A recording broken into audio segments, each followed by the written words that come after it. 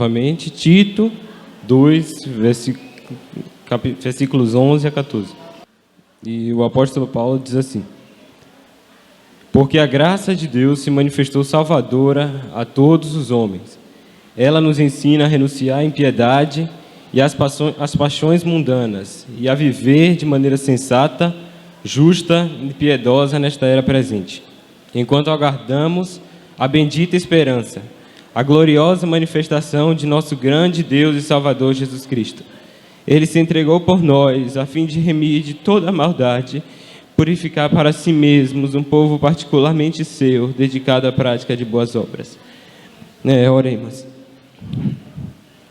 Senhor Deus, meu Pai, Senhor, obrigado por mais um dia de vida que o Senhor nos concedeu. Obrigado, Senhor, pela oportunidade de estar aqui, pregando a Tua Palavra. Eu te peço, Senhor, que o Senhor nos conceda entendimento para compreender o que o Senhor tem a falar e me auxiliar, Senhor, para compartilhar essa ministração. Que o Senhor nos abençoe, em nome do Senhor Jesus. Amém. Eu quero logo no início destacar que o texto apresenta 3 tempos verbais, que são o passado, o presente e o futuro. E eu queria fazer uma relação entre a graça manifestada a nós por Deus e a nossa salvação, que é o tema deste culto hoje, como você já pode ter notado. E disse-lhe Jesus: eu sou o caminho, a verdade e a vida, ninguém vem ao Pai senão por mim. João 14, 6. É muito bonito a gente pensar no sacrifício de Jesus por nós. E ele traz aqui, no versículo 1, que a gente leu, no 11, porque a graça de Deus se manifestou, no caso no passado, salvadora a todos os homens, independente da idade, independente do sexo, se for velho, novo, criança, adulto, não importa se for homem, mulher. O que a gente tem que ter em mente é que em Jesus Cristo foram imputados nossos pecados. Ele foi moído pelas nossas iniquidades, Jesus tomou o nosso lugar naquela cruz. Ele morreu pela igreja, por você que está aqui hoje, pelas aqueles que você pensou, pelas que você convidou, que você achou que estaria aqui. Jesus deu o seu sangue para nos comprar. Estávamos mortos, não tínhamos perspectiva, e fomos novamente vivificados por Jesus Cristo. Eu queria trazer um versículo sobre esse tema, que é João 1, versículo 29, que está aqui. Deixa eu ver.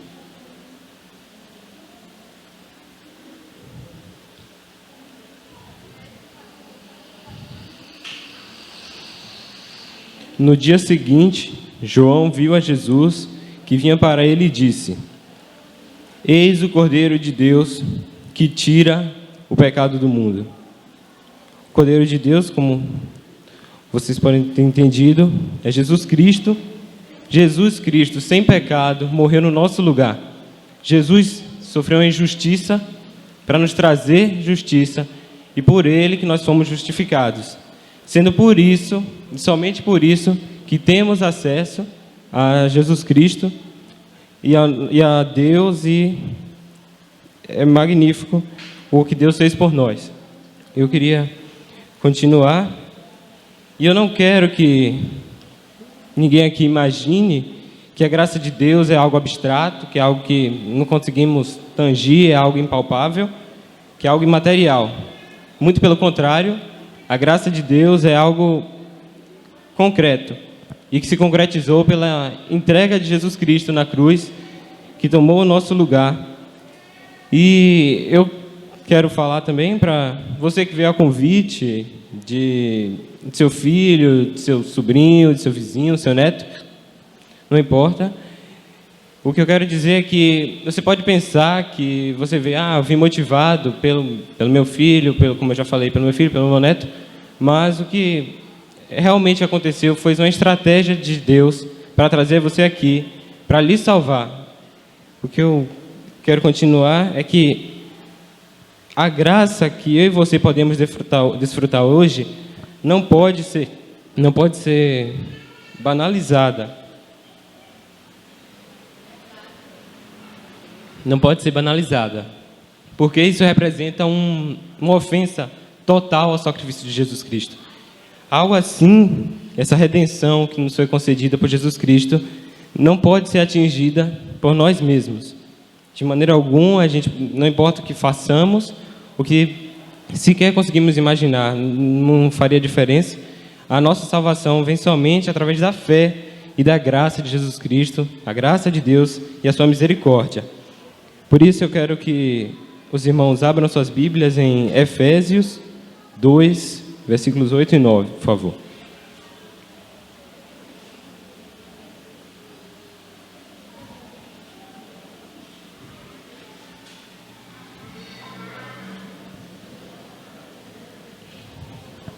Efésios 2, 8 e 9.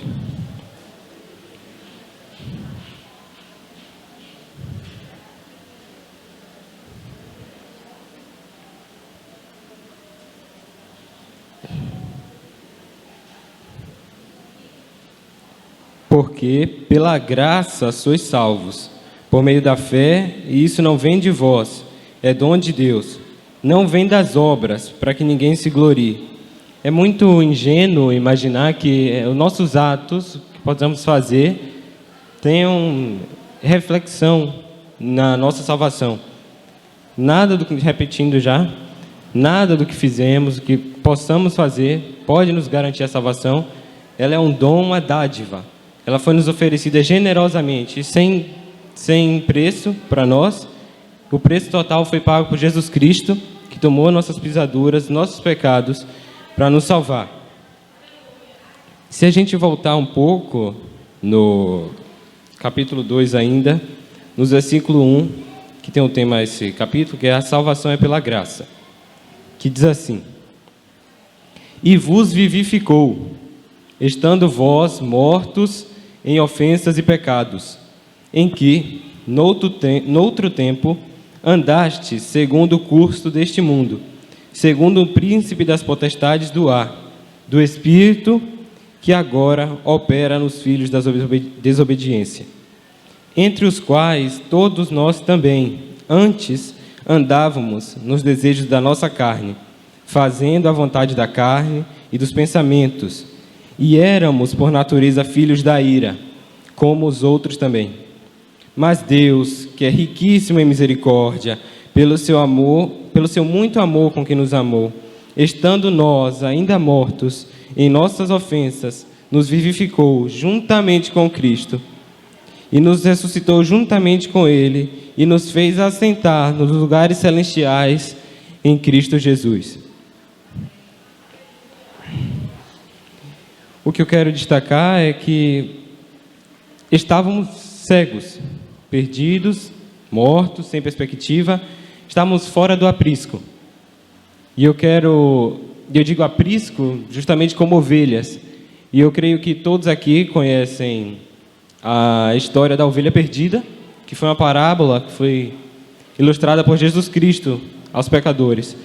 Essa parábola se encontra em Lucas, capítulo 15, versículo 4 a 7. Lucas, capítulo 15, versículo 4 a 7.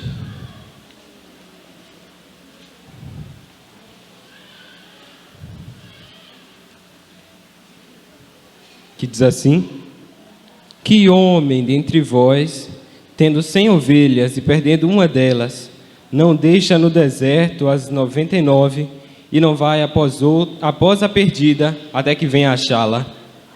E achando-a, a põe sobre seus ombros, cheio de júbilo, e chegando à sua casa, convoca os amigos e vizinhos, dizendo-lhe: alegrai-vos comigo, porque já achei a minha ovelha perdida.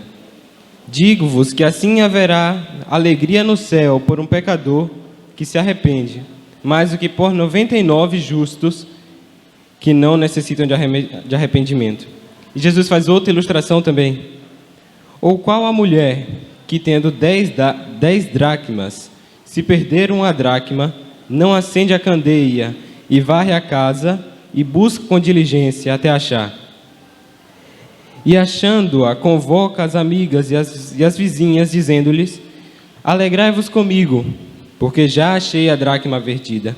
Assim vos digo que a alegria diante dos anjos de Deus por um pecador que se arrepende. O que eu quero fazer uma referência aqui é porque a gente pode achar que porque uma parábola é algo irreal, algo que não acontece, mas o que eu quero fazer uma relação é que, por exemplo, nesse caso da ovelha perdida, é a relação entre o pastor e Deus, o que ele fez por nós. O ato de amor do pastor foi guardar as suas ovelhas, deixar elas de lado por um tempo e sair de encontro à ovelha que estava perdida. Da mesma forma, a mulher que tinha as dracmas tinha as suas outras 10, guarda as suas e varre a casa, muda tudo de lugar, procura diligentemente até encontrar essa dracma. E a gente pode até pensar, qual o valor de uma alma? Eu sei que isso é inimaginável, algo sem preço, que não tem como a gente pôr em valor uma vida. Mas, para não deixar a gente sem nada, Jesus ainda traz um versículo falando: digo-vos que assim haverá alegria no céu por um pecador que se arrepende, mais do que por 99 justos que não necessitam de arrependimento. A graça de Deus é que Ele utilizou e utiliza hoje também para derramar sobre nós a sua misericórdia.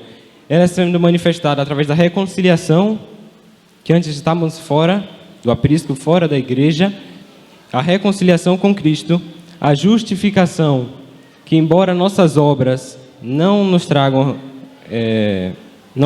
salvação, sempre devemos buscar ser mais santos, assim como nosso Deus é santo, e tomar como exemplo máximo, Jesus Cristo, que foi um exemplo de santidade. Através do aperfeiçoamento, novamente o aperfeiçoamento, buscando ser mais como Jesus. E esse aperfeiçoamento é manifestado no amor, na piedade, como ele diz lá em Tito. Cadê?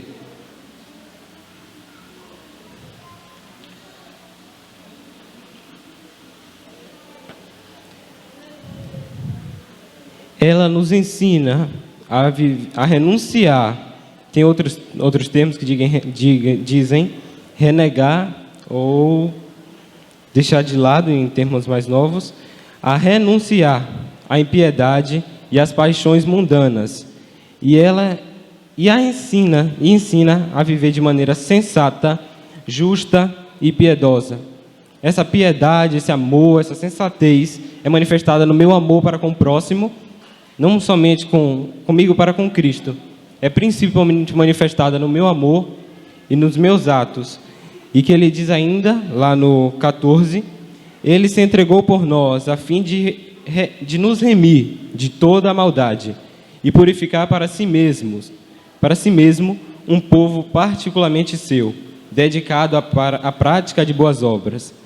Eu sei que muitas pessoas aqui, a plateia está cheia, eu sei que tem muitas pessoas aqui que já ouviram essa palavra, que deram ouvido, que se atentaram ao chamado do pastor, mas pode haver quem não, e é certo que Deus está esperando vocês de braços abertos para lhe receber. E eu não quero que vocês pensem que a graça de Deus foi algo que aconteceu somente na cruz, uma coisa única de uma data. A graça de Deus é o que nos acompanha todos os dias, porque a graça de Deus nos acompanha todos os dias, é ela o que nos permite, nos fortalece, nos auxilia a ser mais santos e a buscar a santificação. A misericórdia do Senhor é o que nos permite viver a sua lei, em amor e obediência. Tem gente alguns podem pensar que porque Jesus veio e a sua graça se manifestou, a lei seria extinta, não há mais lei, mas isso é errôneo pensar isso. Devemos utilizar a lei para buscar ser mais santos, e essa manifestação da graça nos fortalece desde o novo nascimento, do momento que você se batiza, do momento que você aceita Jesus Cristo, e nos acompanhará também no futuro. Então eu gostaria de fazer uma pergunta aos irmãos. Gostaria de saber onde que está a sua esperança, meus queridos. Pode estar em casas, em carros, na sua família, no seu conhecimento, em dinheiro, mas o próprio Paulo, ele diz: enquanto aguardamos a bendita esperança, a gloriosa manifestação de nosso grande Deus e Salvador, Jesus Cristo.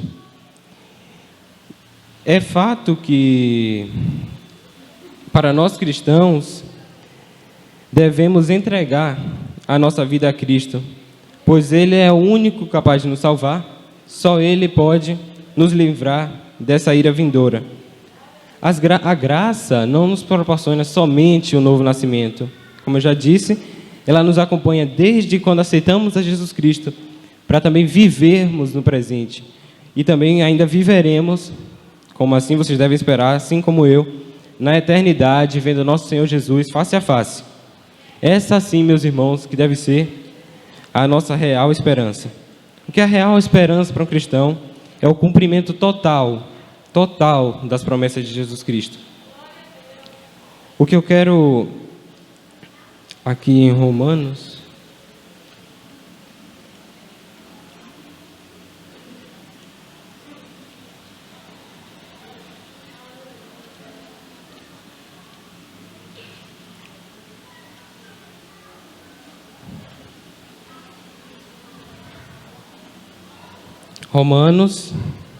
capítulo 10, versículo 9.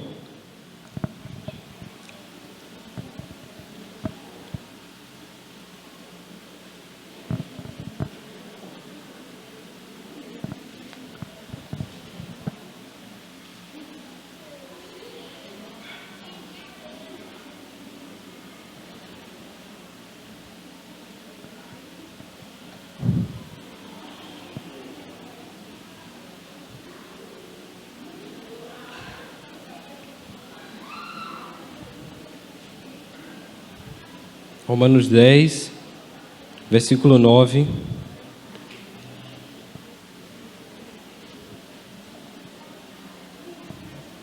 Que diz: a saber, se com tua boca confessares ao Senhor Jesus e em teu coração creres que Deus o ressuscitou dos mortos, serás salvo.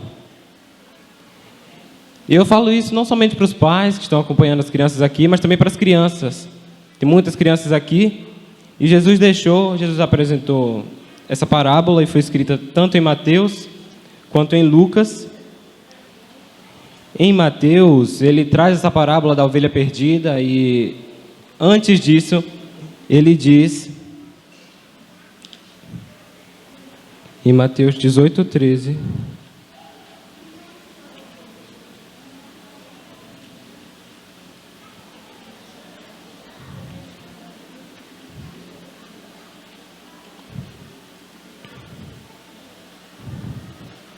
Mateus 18, 3, desculpe. Em verdade vos digo que se não vos converterdes e não vos fizerdes como crianças, de modo algum entrareis no céu. Eu digo isso novamente para as crianças, que não é só seu pai, não é só sua mãe que tem que aceitar Jesus Cristo. Se você se sentir tocado, se Deus falar com você e você desejar verdadeiramente e sinceramente aceitar Jesus Cristo, faça. Incentive seus pais, incentive sua mãe, seus vizinhos, quem você assim desejar. O que eu gostaria de novamente trazer é que o sacrifício de Jesus no passado, que derramou a sua misericórdia em nós, tem que refletir a nossa transformação e a prática das boas obras no presente, buscando a santificação e nos aproximarmos cada vez mais da santidade do Senhor. E essa graça que Deus nos concede é o que permite sermos um povo separado, uma nação eleita, uma propriedade privada do nosso Deus. E isso é manifestado, como eu já falei, como você age, como você interage com seus irmãos. É as pessoas verem Jesus Cristo em você. É isso que você tem que buscar. Você ser diferente. Porque ele diz ainda em Tito: ele se entregou por nós, a fim de nos remir de toda a maldade e purificar para si mesmo um povo particularmente seu. O que é que você entende por povo particularmente seu? Eu me entendo nisso. Você se entende? Dedicado à prática de boas obras. Novamente, as boas obras não tem nada a ver com a nossa salvação. A nossa salvação e o nós buscarmos ser mais parecidos com Jesus Cristo é o que nos torna diferente. É o que nos torna povo eleito, povo para ir para o céu com Ele. É a nossa salvação, é isso que buscamos. E é isso que devemos manifestar nas boas obras.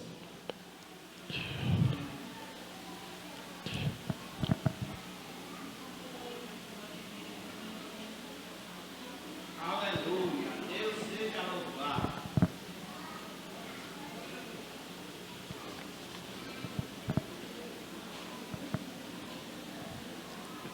E não importa o que você tenha pensado, porque ele diz ainda em Efésios: estando nós ainda mortos em nossas ofensas ou pecados, ainda tem versões que dizem, em nossos delitos, nos vivificou juntamente com Cristo. Tem outras versões que dizem, estando nós ainda mortos em nossos delitos, ele nos deu vida.